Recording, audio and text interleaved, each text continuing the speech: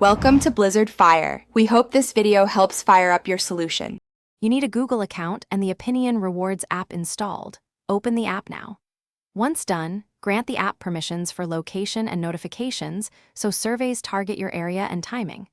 Make sure payment info is valid in your Google account. This controls rewards delivery. You'll be asked a few profile questions. Answer honestly because responses tailor future survey invites.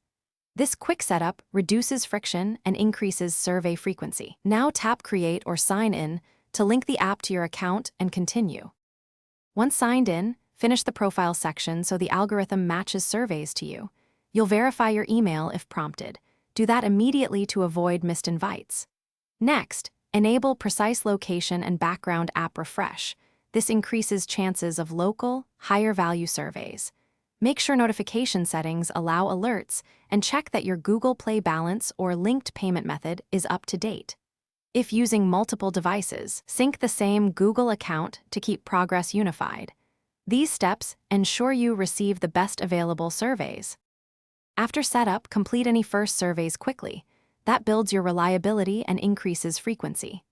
Rewards typically appear as Google Play credit or other payout options. Redeem according to your account settings.